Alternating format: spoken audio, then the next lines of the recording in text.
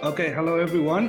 I think for the first few minutes, I'm going to put my video on, and then if you allow me at some point, I'm going to basically remove that. This is just to help you get acquainted to who is speaking. For some of you, I think we have met before, but I think for some we still are to meet. So thank you again. I'll be presenting to you just an overview of some of the issues that relate to some emerging concepts around data storytelling, and we would want to just have a look at some of the use case that is really taking most of our time at the present moment, that is on the COVID-19 response. So my presentation is basically going to be focusing more on the introduction to some of the concepts on data visualization, but in essence, we'll make use of our local data on COVID-19, in particular the transmission dynamics in Zimbabwe. And we'll get into much more details on how best this can relate to other work that is also happening in the region. If you may allow me, and also to just support bandwidth management, I think I'll just remove the video for now and then we'll proceed. I'm hoping that everyone can hear me as of now, but I think we'll have to proceed.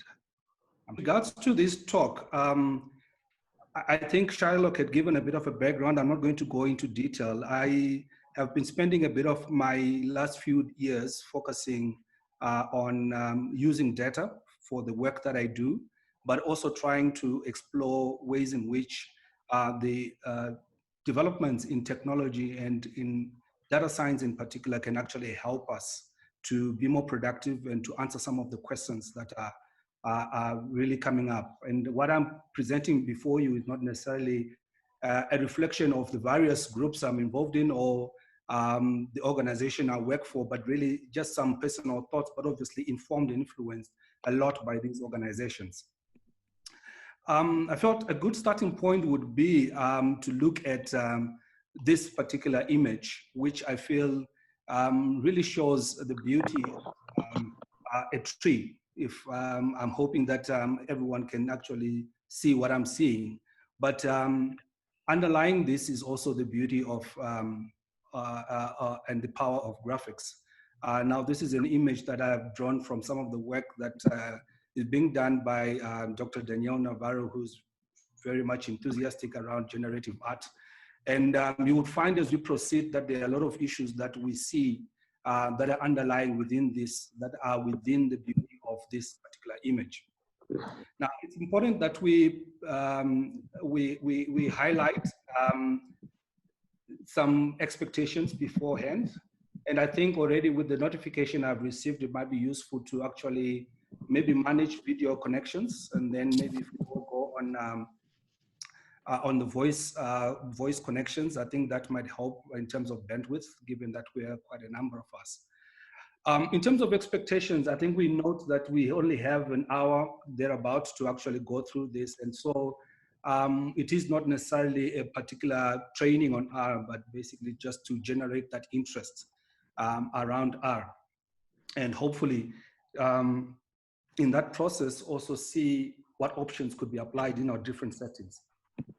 But at the same time, because we're having all these conversations around COVID-19, the use case, I'm hoping that would also trigger an opportunity to see some areas where we could apply data science in solving some of the problems relating to COVID-19 in our own settings, particularly around documentation, but also in research.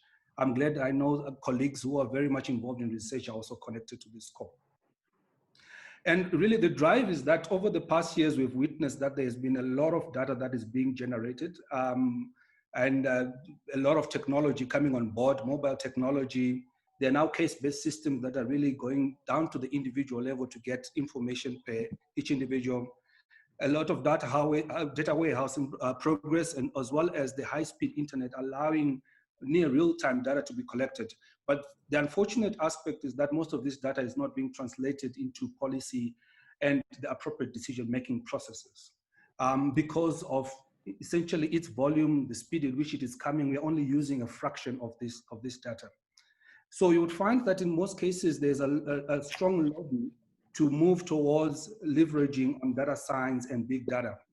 And when we're looking at data science, essentially we're looking at a field that is putting in place the components on how we extract our data, how we visualize that data, and be able to use it to predict the future using historical cases or using certain patterns that are underlying in the data, and also trying to figure out, identify certain patterns that we might not ordinarily see using just the basic approaches.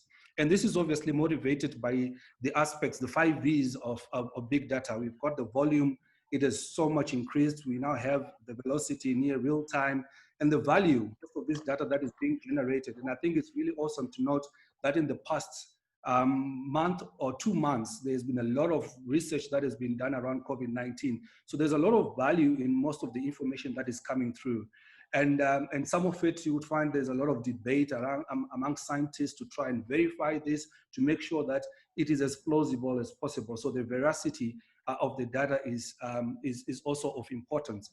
But I would also highlight that it's coming in different forms. There's a lot of variety with this data. Some of it is structured and some of it very unstructured. So as a result, there's the need for us to really look at, okay, how best can we optimize this data that is coming through to actually inform us?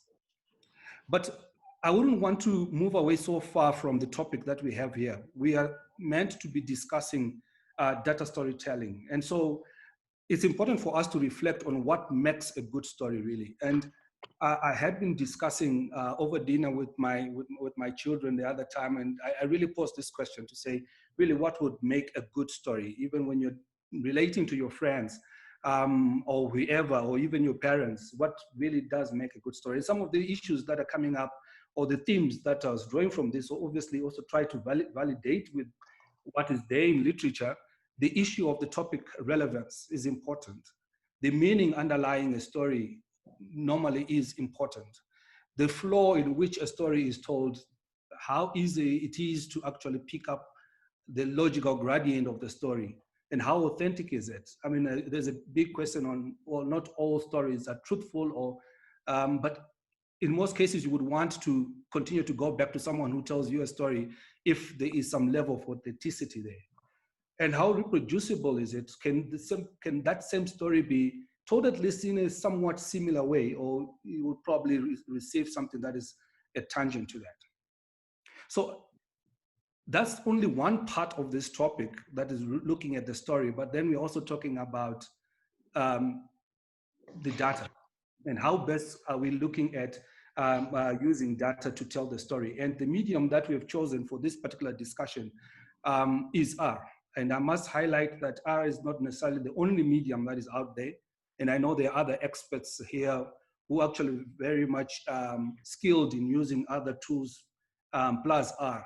But in this particular session, we just want to talk a bit with regards to this. And I've decided to just put a slide which just highlights how our studio looks like, because I noticed that for some, they may have not witnessed this. And I'm basically not going to be going into the technical details of, or maybe the descriptions, which I know would be readily available. But just to highlight that when you are working with R, if you've downloaded R, it would be advisable to actually work with R Studio, which is an environment that would actually make you more productive in using R.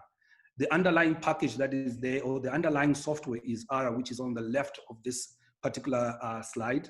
But then I'm now operating in R Studio, which has got the other logo, which is a bit shiny. There is, of course, a new logo that's now being used. But what I'm demonstrating there is basically from the input canvas, basically I'm able to actually undertake the basic processes that one would expect that any computing package can be able to undertake. So what we're demonstrating that it can even use, I've used an example of a 1+1 to just highlight that even our own children can actually get into this, and even in this era of homeschooling, we could take a break and actually get into R and do some bit of mathematics there.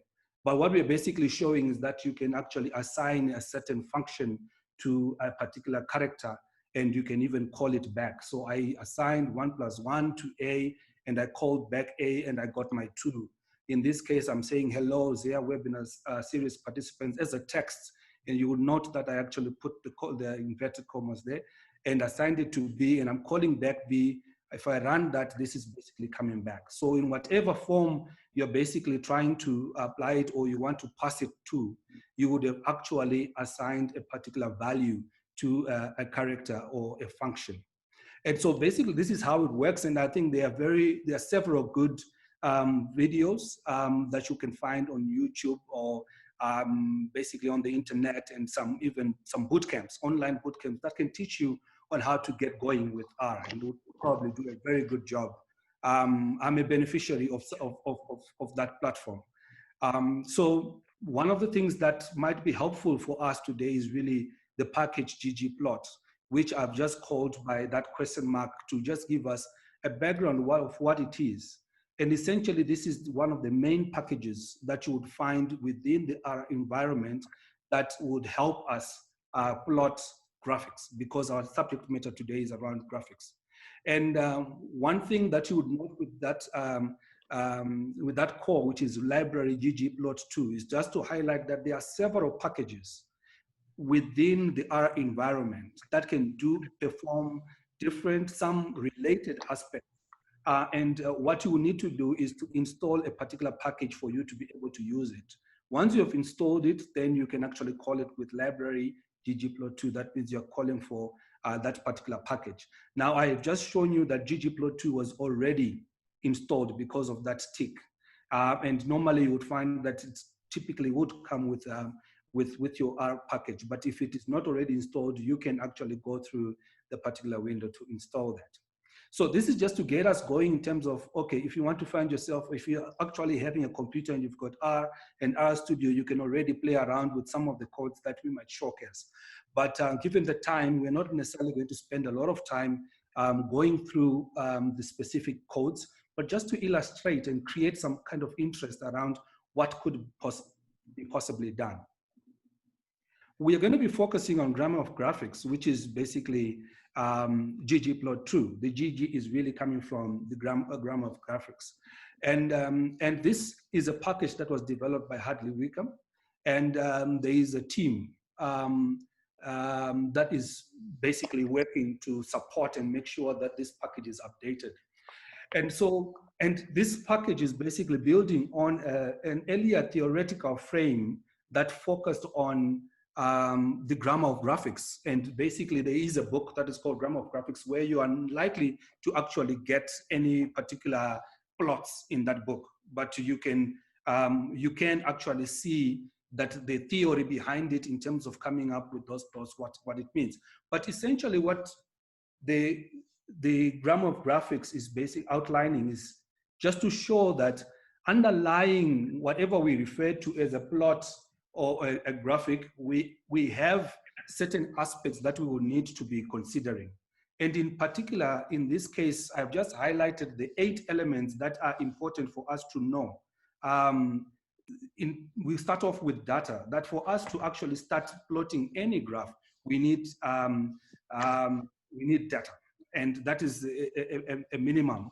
But once you've got data, it is important that you have to map it to a certain form of structure for it to be actually meaningful for you to be plotting anything. And so there's going to be some aspects to do with mapping that we're going to be discussing. And this is where you'll find certain terminology such as aesthetics.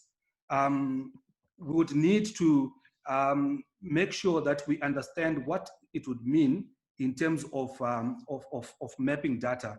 Then the statistics, typically you would find that as we are running our analysis, we would need to be in a position to specify what it is that we want to plot. Is it the sum, or is it an average that we want to plot? At times our graphics would have a default and actually plot that. But in some cases we are required for us, if we are plotting a bar chart, for instance, we would need to maybe specify, are we basically plotting the count, or we are plotting as the data is being represented? I think we'll get into that.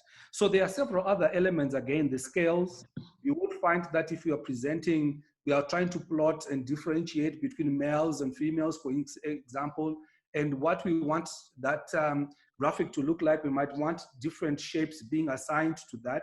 I think it might be important for us to understand how we can assign different features to some parts of our data.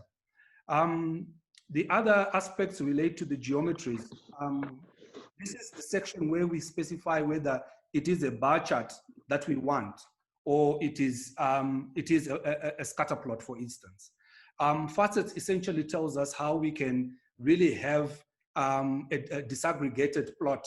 For example, we are plotting data as by gender, for example. And if we use the facet, we can actually have two plots for males and for females, I think in its simplest sense. So again, those are aspects that we might relate to. Coordinates, essentially when plotting, I think we need to understand our space and find out in terms of the x-axis, in terms of the y-axis, do we have any specific limits that we're providing, and so forth. And then lastly, and one of my favorites, although one can even go ahead and plot without, is the themes, because at the end of the day, we talked about the beauty of that tree. You will find as we proceed that the aesthetics or the way you theme your particular plot is also of importance. So this whole grammar or the construct that we are mentioning here helps us go and unpack the typical notion that we have, that we only have a bar chart, or we only have a line chart, or we have a pie chart and scatter plot. But we can actually have hundreds and hundreds of plots actually, because as long as we know how to combine all this, we can go beyond just a bar chart and have numerous other plots. And I think there are other corporates and entities that are really doing well with regards to speaking out or telling their story because of the way they are presenting their narrative. And this really is related to a large extent in terms of the diversity of their plots as well as the aesthetics and how they are looking. Now, our scenario today basically would want to imagine that, okay, you're a director of a local private firm seeking to complement all the efforts that are taking place. The government is coming in there, the development partners, private sector, they're coming in to support the COVID-19 response. You want to play your part. And there is potential for some support from an international financier. But coming from Zimbabwe, you basically need to be highlighting your issue. What is the situation on the ground? And you are now supposed to be preparing for this pitch where you're supposed to give that narrative of where Zimbabwe stands with regards to the COVID-19 response, or what is the status of the burden of COVID-19. Now, one aspect that you will need to note is that your audience includes a combination of non-technical and technical persons. So your pitch has to be balanced. You might have to get into a bit of some technical aspects, but you also have to make it as simple as possible. Now, when mentioning pitch, I always want to go back to the whole aspect of elevator pitch. When you get an opportunity, please do just Google elevator pitch. I think you might find some very fascinating videos that can give you some insights or some tips on how you can best do this. Now, a good starting point would be, so when did this start? And in relation to the global situation, I wouldn't want you to stress so much in trying to read your left axis. I'm just putting this up here to say, okay, I just came across a data set and I said, okay, where do we stand in terms of when this all started? After how long did we have the first case in Zimbabwe? So I looked at all the different other options and then settled on this particular one. But clearly from the left axis, because we've got so many countries, in fact, all the countries in the world, you're not going to be able to read that. I'm not trying to communicate which country is there, but I'm basically trying to be showing that, okay, Zimbabwe stands much higher. We basically started off late in this particular aspect. Now, it all depends with what you want to communicate. But this particular chart has also some certain features that we are going to be looking at. It has got a title. At times, it might not be necessary to put through a title, but it has got a title and it's got a certain feel in it. I kind of feel it is a bit clean from my perspective. There are different options that I could have taken up, but in this particular case, I just settled on this and said, okay, this might help. For those who are basically doing manuscripts may end up actually putting a caption at the end, who created this chart, or even if you want to post it. But just to highlight that this is come in from a particular code. This code, please, it's not for you to be reading right now, but just to highlight that the elements or the grammar that we were mentioning regarding the construct of the grammar basically fit into all these elements. And some of this might be a rather lengthier code for this particular plot. Halfway in between, you will note that you could have actually finished that plot with its reasonable level of completion without even going further to some of the specifics that we've indicated in this particular plot.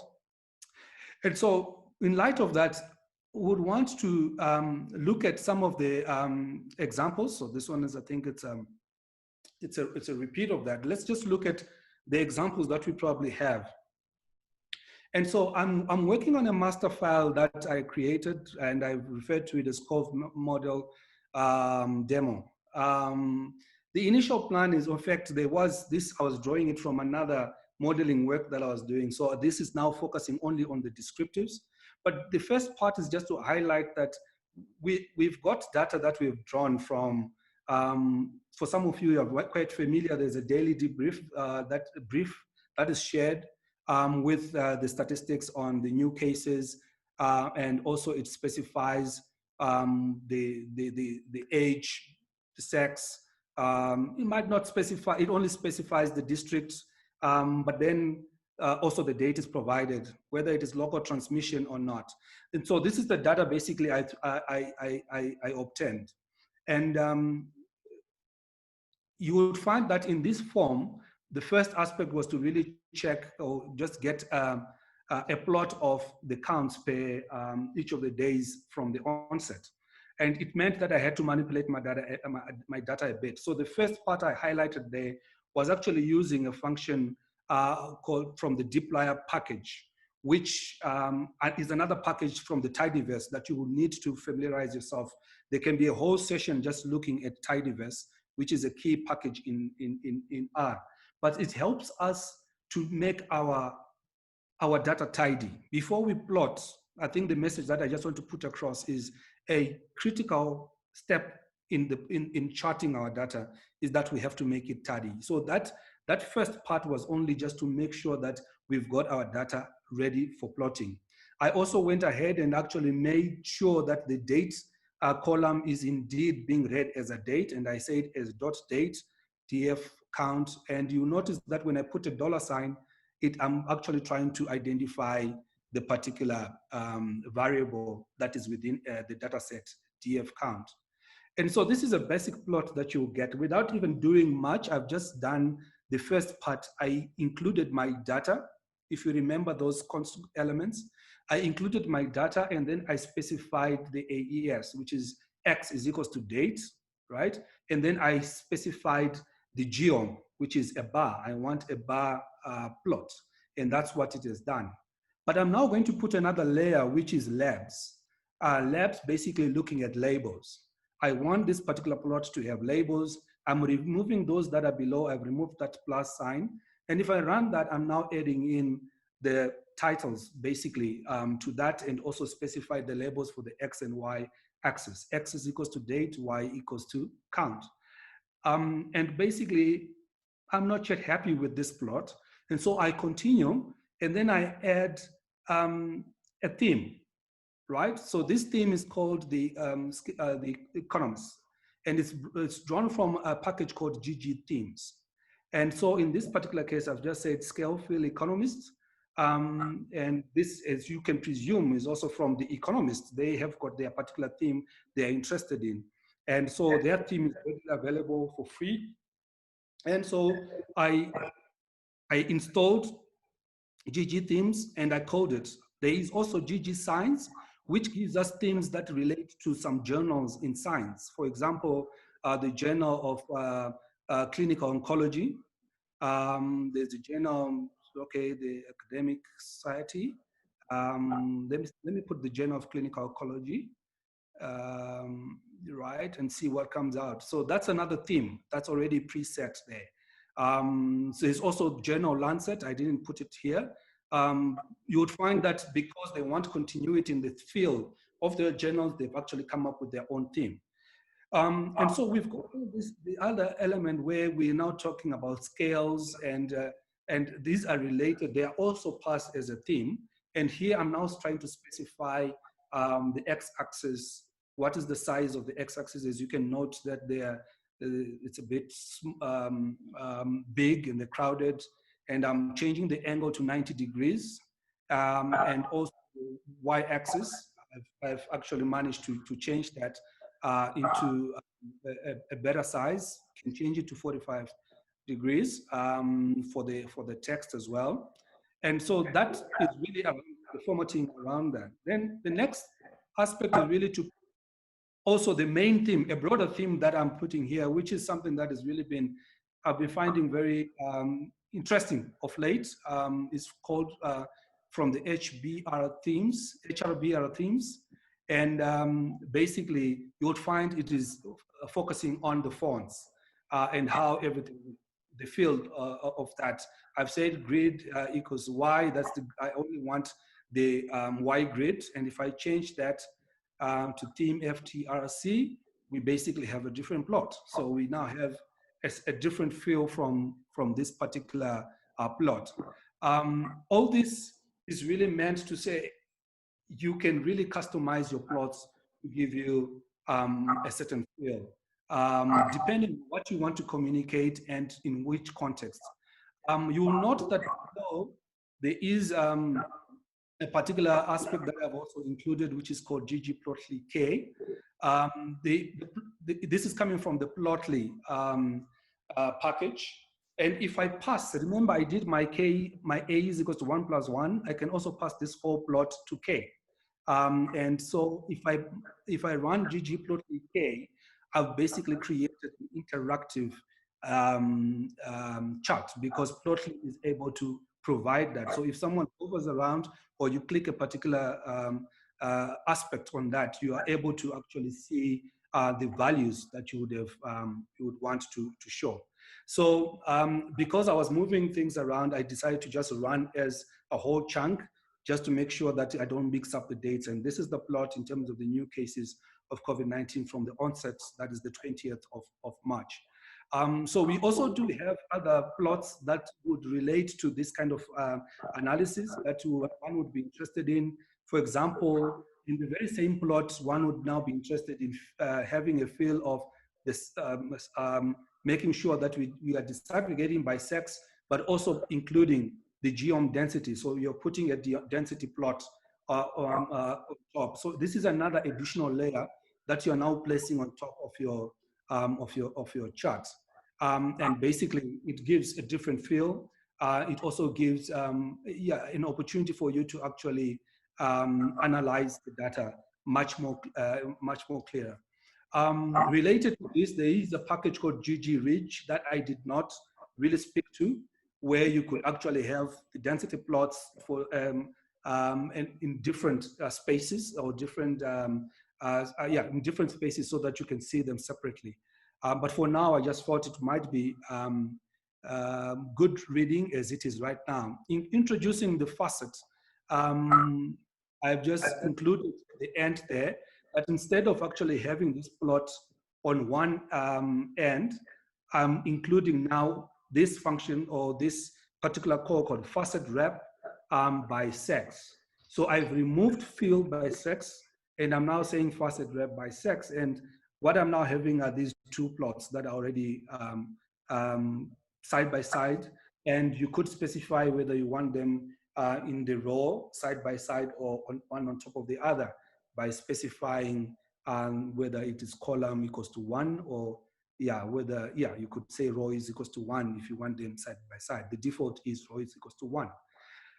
So in all this, basically what we have been seeing is that these are plots per day, but you might also need to use that dplyr or your tidyverse function to now manipulate that data to get cumulative numbers, because you want to understand, okay, over time, what is the figure that you're now, what are the cases that you're now dealing with? I think here I was now trying to just highlight where our dplyr is or the tidyverse library, basically, because dplyr falls within the tidyverse library. At times you can actually call it directly. But this is just to show that I've drawn all these packages just to highlight them. In some of the applications that I work with, I actually need to use all of them. But in this particular demo, I think I'm probably using a quarter of them, meaning that the whole, this particular file, I might just need to clean it and remain with those packages that I do definitely need. So having done that, manipulated our data using the dplyr, it's basically the pipe that we are requiring here. We are basically saying, I'm creating this database, this data set called df entries based on the data set df, where I'll mutate. Mutate is create a new variable, which is having each one of them a case. Each case would get assigned one. And then I'm basically going to also complete the whole date from, remember, we had the first case on the 20th, another second one was on the 21st, and then we had a break. So the problem is that if you are not able to manage that, your plots may actually be distorted. So it's important to actually put in a function that would assign the additional dates that will be showing from our data set. So having plotted that, you will see that this is now the cumulative. What it is also showing, there are some figures that are being shown by the plots, which are basically the cumulative value. We may not have had a new entry on that particular day, but it's the cumulative value. So this one is really to just show the trend that we are getting from our data. I'll just check if there is, again, we do have the options of changing the different types of fill for this particular plot. I'm sure, I think in the interest of just having a feel of how we could best describe the onset and the initial trend, I think these give somewhat of a good feel of the progress. Now, one of the things that one can also talk of is really, where are these cases? And our cases are basically being drawn from 5 districts, essentially. And this is a plot that has been done. I must say that this plot, I actually used a slightly different package, which does relate to the ggplot, but it is not the direct tool of ggplot. ggplot has ggmap, and this one I used leaflet, which I found just interesting. And I think for the purposes of this talk, I felt it would be quite much quicker for us to just put this together. And this is basically being drawn from the data, and we are assigning a certain value. Note that the points that are there are actually having different sizes. So again, we are now looking at that, how we basically assign a certain value to the plots. The same plot, but then we have now changed some elements in that. And so you'll note the key issues that this is bringing forward. Number one is the layering, that we have a layer. Unfortunately, I did not have any other data, but I made use of some default data on the number of words. So one can just try and say, okay, density, but it's not necessarily density, it's just the number of words in those districts. I just needed something to plot across all the districts, and then plotted the points. Now the points, just moving progressively. The first aspect is telling us about a provider tile, which is CatoDB positron. Now that tile you would find is that which is differentiating the previous chart from this one, because this one is got a white background and it's got a different theme. And the previous one was actually having a dark theme. So you can actually have these readily available, they are online, and you can specify which provider tile you want to use. So that's the first line you're seeing. The second line, basically. The first line is called data is equals to M1. There is another code that gives us where that M1 is coming from. It's basically the data, which is that we are passing. Then the third line is looking at the polygons, which is the shapefile. That is the map of Zimbabwe and its districts. and we can specify the colors that we are assigning to that polygon. In this particular case, we have assigned a gradient based on the number of words. So you would see the colors are actually changing. Now, what you will notice is that the type of color, I said PAL, number of words. I'd already assigned what that PAL is, and that PAL is a theme or a palette of a color palette called Viridis. So again, you're going to see when we talk about that tree again, there's a particular field that is similar to this in terms of the set of colors you see. If I change that, theme, my PAL, I can actually have another one called Inferno, where you're likely to get red colors throughout, and will be increasing red with intensity or the number of words that are there. The circles are plotted by the add circle markers, and there are pop-ups that have been assigned there. So there is a code to that. We will not get into that because of in the interest of time. Okay. Right, I would want to pause a bit. Right now, if I'm to see the messages, I might have a problem in actually getting back. So perhaps Shylock, if you could just assist with just highlighting, or maybe I could just exit a bit and just check if there are any particular key burning issues that could be there.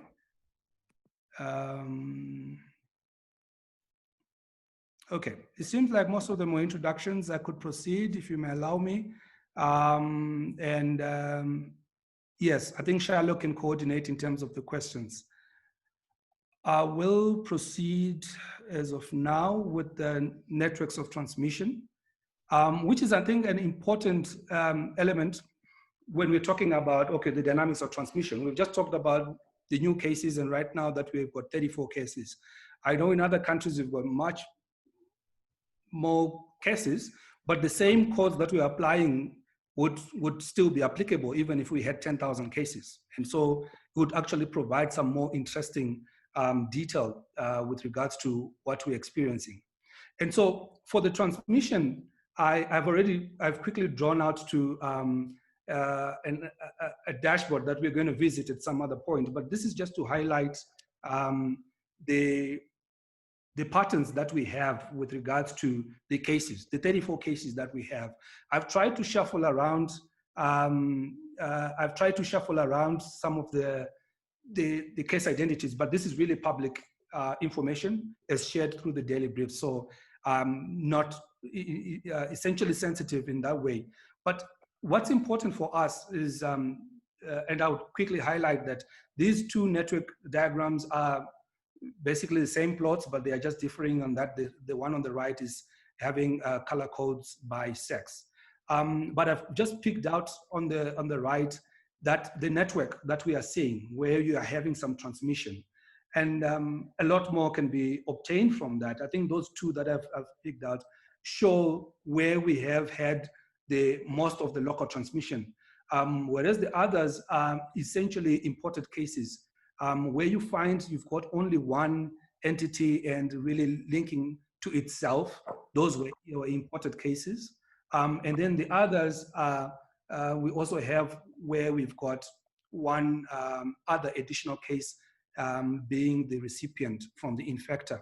A key question from a surveillance point would be, therefore, whether there is an adequate story here, or maybe we might need to be looking deeper with regards to our contact tracing, and in terms of trying to pick out whether there are some other infected that we have not picked out from this network. And also importantly, from a response perspective, one would be interested in finding out what is the nature of the dynamics for those that I've highlighted on the right, the ones with the major networks. So this is information that would be essentially trying to inform policymakers, researchers, and also just programmers. I think if you look on the right, there is an aspect relating to the nodes that are there.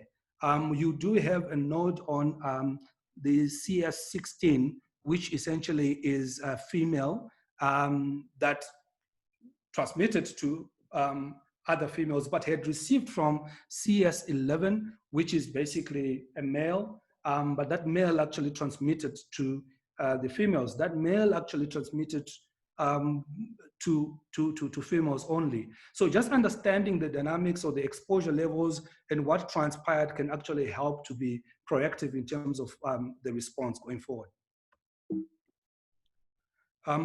Now, this is, okay, if I may just, right, moving forward.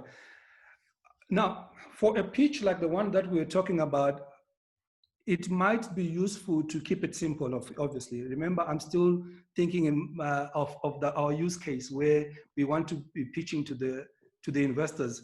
But I did note that there were a couple of technical persons there. And if we are to reflect on the discussions in the past few weeks, there has been this constant reference to the R0, the reproduction rate. It has been something of interest to a lot of people. And studies have shown that this has been ranging, well, anywhere between 2.4 to upper 3, that is maybe 3.5, thereabouts. An average of 3 is sometimes used in studies. And so it won't be surprising that within this panel, you can be asked that, okay, so what is the R0? What is the rate of reproduction of this disease? And so in using a particular package that is already there in R, called LER, I try to run this particular analysis using the limited data that is available. And what you would get is that you've got an extremely low R0 value of around 1.07. And the key question is, okay, is this really the true reflection of the low transmission in Zimbabwe? Is Zimbabwe a unique case? Or perhaps there is an issue with regards to maybe our testing levels. Now, just note that this is a question that has actually been posed in the last 3-4 days, and researchers are kind of really trying to think through to say, okay, how best can we really establish R0? So I must say, and hasten to point out that this is basically work in progress and might not necessarily be the, I know there are other scientists here who might actually want to be helping in to make sure that we can refine this work. But in light of that messaging around the testing, I think it was important for us to just also look at what have been the testing levels in the country. So I had an opportunity to access some data from OWID, and it did show that, okay, we've been having extremely low testing levels, and around the 14th of April, there was a new testing strategy, and then we started seeing a rise in the tests. Now, again, we come to the issue of our coordinates, right? We seem to be having a very drastic increase there. And that's really impressive. Indeed, there has been an increase, but we should be mindful of the axis as well. So whenever we want to communicate, remember those aspects relating to storytelling, about trying to be as authentic as possible. So we decided to also include another line, which is the target that had been set. Whether the target is indeed an accurate forecasting or not, that can be also discussed, but you would find the difference with regards to the plots. Essentially, I'm highlighting this narrative, but at the same time trying to bring to your attention that there is a package called GG Animate that can allow us to make sure that we can have animations of our plots. So all the plots that we've been highlighting, including the maps, can actually be animated. And this can be made possible by an extra 2 or 3 lines of code to the various plots that we had shown earlier. So I think the key message there is, yes, we have seen actually an improvement with regards to our testing, but again, we seem to be still behind relative to the target that we have set out. So indeed, the question of whether our reproduction rate is a true reflection still needs to also be further tested against the testing levels. One other source of data that becomes very useful in reflecting on our case on the COVID is there have been a lot of discussions in various platforms. We can talk of on Twitter, on Facebook, and even within the WhatsApp groups. And it would be good to actually highlight what the feel is within the country the sentiments that are there and what can be obtained. Now, I must highlight that given the time constraint and also the access to data, this is really an illustrative analysis that I've drawn out from a group essentially that had been set out to just specifically look at some of the messages that are there around COVID-19 and where gaps possibly lie. But that group obviously also discussed generally things relating to COVID in terms of personal opinions. And we're looking at the beginning of April to end of April. And the first day, I think, yeah, the first few days, we have one day in which the whole issue was really tabled for people to contribute. And so you have a spike in, on the left top chart, you've got a spike in the contributions for that day. The WhatsApp posts that went into that particular group spiked. And then over time, we do have certain other spikes.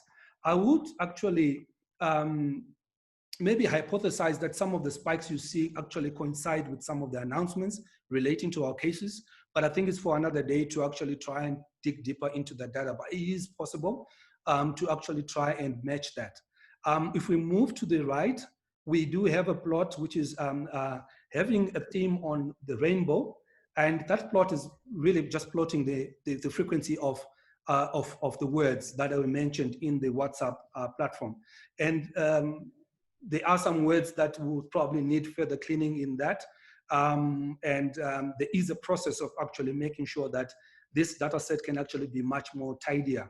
But in the very limited level that I did, I think I managed to pick up some words, but those words can actually be translated into a word cloud, which is to your far right.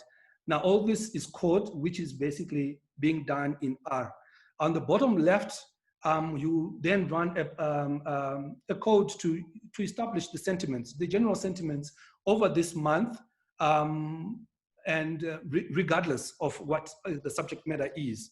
And you'd find the dominance of the positive sentiments, although there are certain periods in times when there were negative sentiments. So the middle charts that you've got your model plot there where it's showing slight green, I think, it's the positive.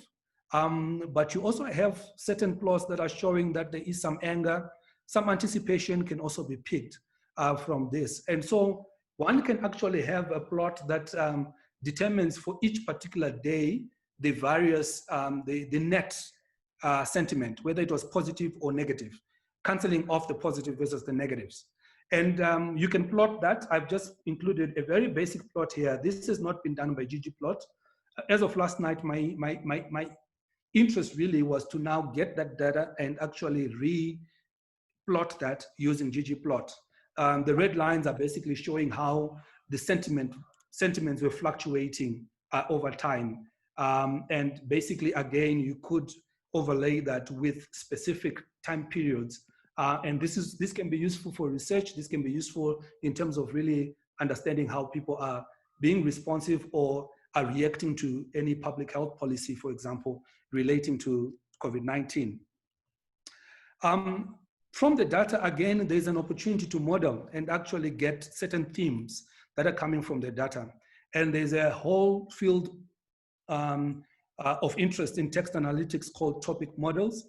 And I just used this data set to try and pick out if we can draw out 3 particular themes. Now, I know a lot of you may actually be involved in a lot of literature review, and this may pretty much be related to what you use as your grounded approach to your literature review and trying to bring out what are the thematic areas in this. And this is what basically the code in R is trying to do. And based on this, you can actually classify what each of the different topics are really relating to. So you'll find the first topic, topic 1, is really relating to people, countries, Africa. I think there are some similarities in the aspects that are being related to, whereas topic 3 is talking about, it's really a count-related aspects. You've got time, you've got issues to do with many, one, people. And so the more rich your data is, the more you're able to actually make a lot of good use of such an approach in topic modeling. Again, there's a code that can help us. This is the default ggplot that is being applied to a modeling technique. And all the elements of trying to maybe make this much more neater or to fit whatever you would want can still be applied to this topic modeling. There's a term that is quite common, which refers to cheat sheet, which is called the cheat sheet. For each of the different plots that are there within R, there are cheat sheets, because there's a lot that one might want to remember. But if you want to quickly refer to something, and please do not try and read through this. I'm just trying to refer you to something that you can actually get online. That ggplot2 actually has its own cheat sheet, which can tell you what themes you can apply, what stats, how you can apply them, and the whole code can actually be built from this.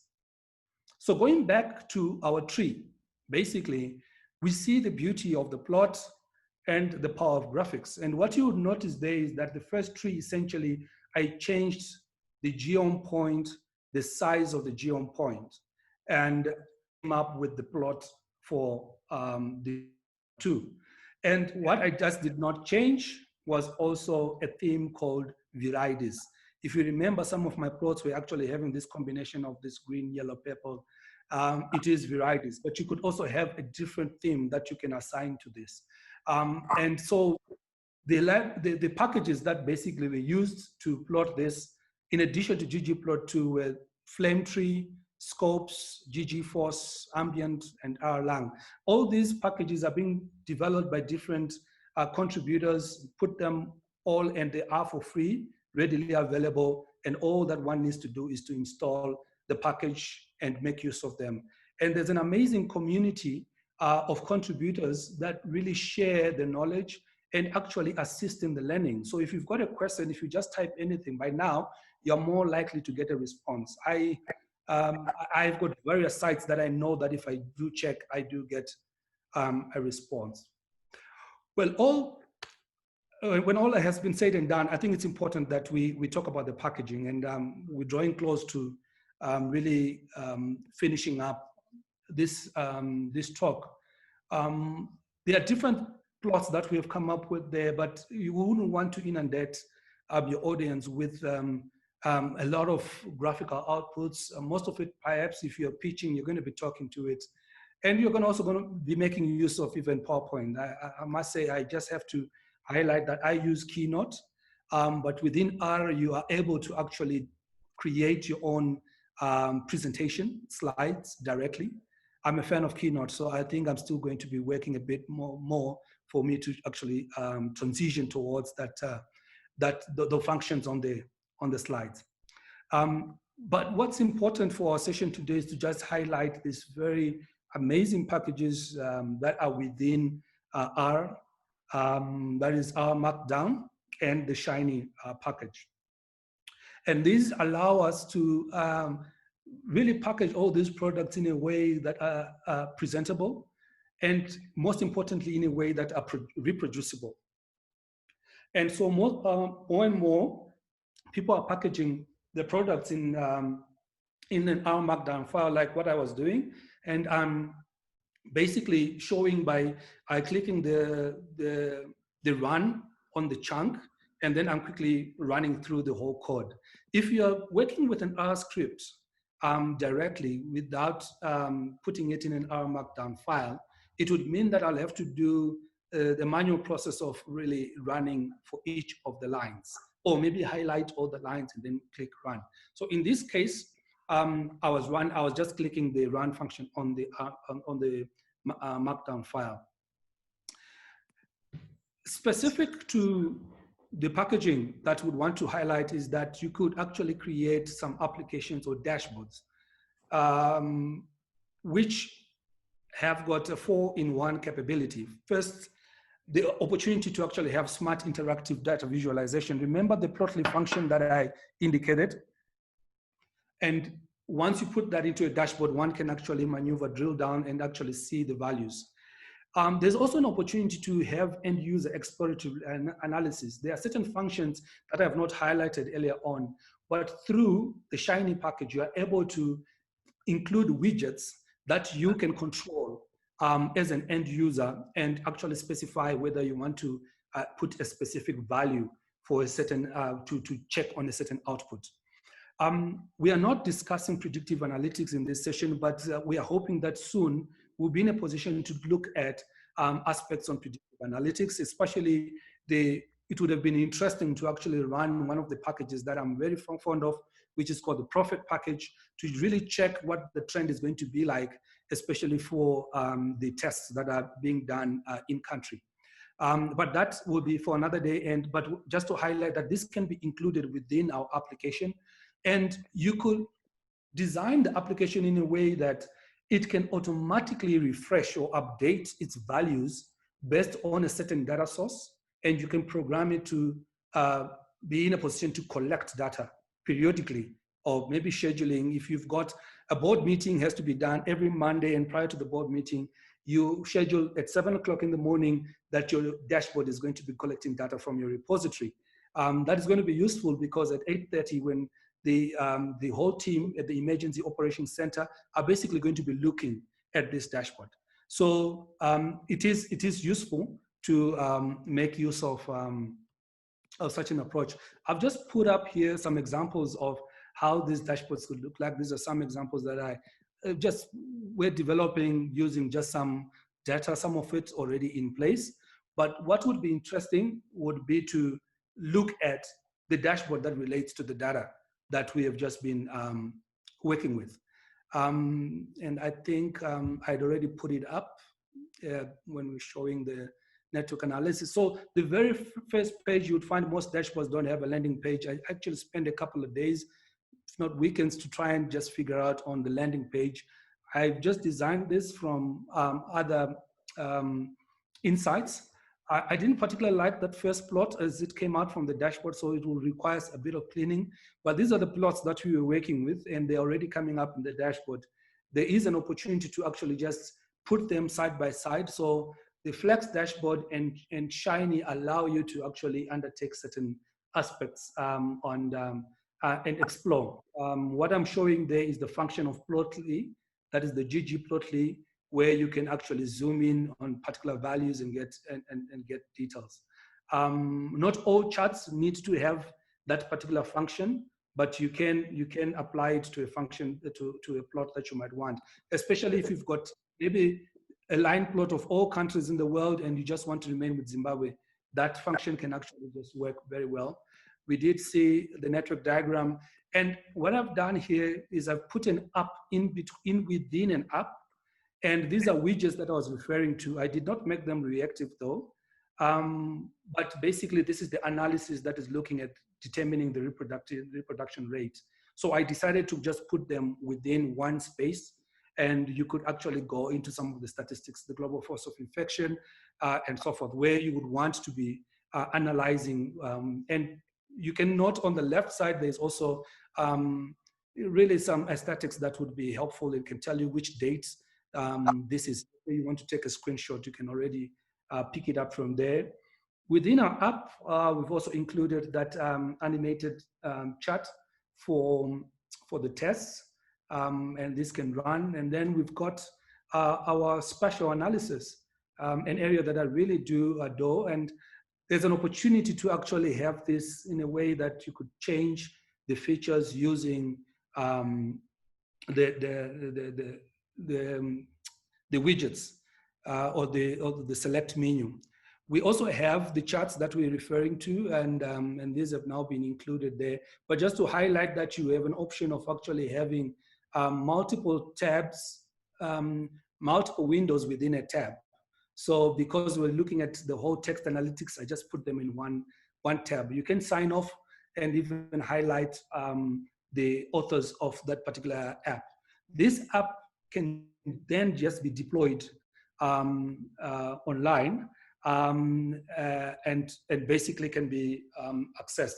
This is an example of the additional aspects that you would ordinarily want to see in an application. This is one that we're working with the team from Ministry of Health earlier on in the month, just trying to assess where gaps are, how much we're progressing with regards to the financing of the response. And you would find the similarities on this particular slide with the one on the reproduction rate, only that in this case, we now introduced the pie chart. I think one would have asked, okay, this whole presentation, you never showed the pie chart. But I think this is the the one we can just show for now. But most importantly, I think the other tools that are there, there is the info box, like the ones that are being shown there, the value boxes. You also have gauges where you can actually just show to what extent, similar to the one that's saying, which is funded. That was much earlier in the month. I'm just hoping that the funding levels is obviously increased. But basically, this is just to highlight some of the use cases of this in relation to COVID. These are just some examples again that you might see, but I've pulled them up just to show the diversity in your plots.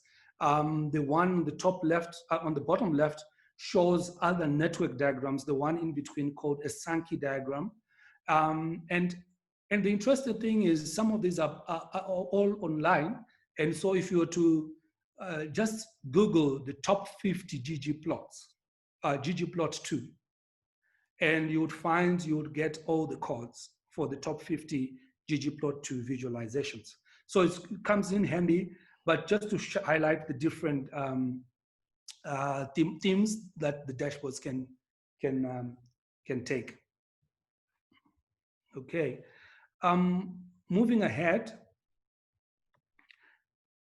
I just felt it would be important to just highlight one last aspect. There's a package called Papaya, P-A-P-A-J-A, which would obviously be of interest to most of the colleagues who are involved in a lot of research work.